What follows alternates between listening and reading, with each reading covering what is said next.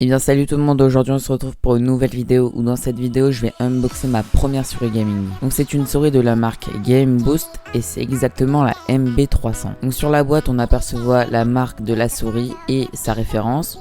Sur le côté gauche on aperçoit la marque de la souris. Ensuite sur le côté droit on aperçoit la souris. Et enfin derrière on aperçoit tout simplement les paramètres de luminosité pour changer les couleurs de la souris. Bon alors pendant que j'ouvre la souris j'aimerais juste vous parler de mon nouveau serveur Discord que j'ai créé. Donc c'est un serveur où dessus vous pourrez me poser toutes vos questions concernant les vidéos, si vous avez eu des problèmes, si vous avez des questions concernant les produits. Donc je vous mets le Discord en description et dans le petit i en haut à droite. Donc ensuite quand on ouvre la boîte on tombe directement sur la souris. Et directement sous la souris on trouve un manuel d'explication pour la souris et on trouve aussi un DVD pour mettre en place le logiciel. Quand j'ai ouvert la boîte, moi je me suis directement aperçu qu'il y avait un câble tressé et donc ensuite quand je l'ai prise en main je me suis vraiment rendu compte qu'elle était très légère et qu'elle avait un très beau design. Sur la souris on voit directement la marque de la souris donc qui est Game Boost. On voit aussi les deux boutons pour augmenter les DPI et les baisser et la molette.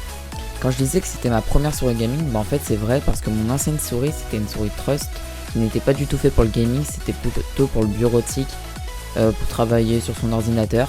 Il n'y avait pas le RGB, le changement de DPI, les deux boutons sur les côtés.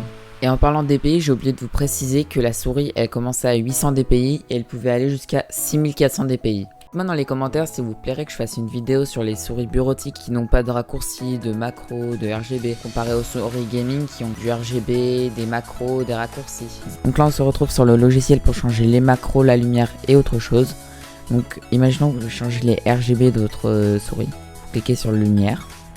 Donc ensuite là vous réglez en bas où il y a marqué réglage des couleurs LED, vous réglez toutes vos lumières. En couleur 1 vous prenez la lumière que vous voulez, moi j'ai pris différentes couleurs. Ensuite quand vous cliquez sur aléatoire en fait la lumière elle fait comme elle veut, enfin c'est le logiciel qui dirige. Quand vous cliquez sur désactiver, bah là il n'y a aucune lumière, c'est une souris normale. Quand vous cliquez sur mélanger, donc moi je remarque que quand on clique sur mélanger ça va plus vite, ça change plus de couleurs, il n'y a pas trop de transition. Quand on clique sur séquence, on sent qu'il y a une petite transition au niveau des couleurs. Je clique sur fixer, on sent aussi qu'il y a une vraie transition. Et quand on clique aussi sur couleur DPI, donc là c'est en fonction je crois des DPI qu'on a activés, mais je suis pas sûr. Enfin, je connais pas vraiment, je l'ai jamais utilisé.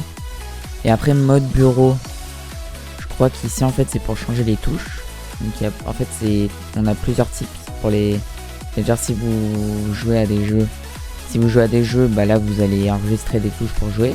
Donc voilà, touche cible, touche ajuster, tir, voilà. Mode bureau et là c'est plus pour le bureautique. Donc là imaginons la touche gauche, j'ai envie que ça soit lecture pause d'une vidéo. Je clique dessus et ça fait un raccourci.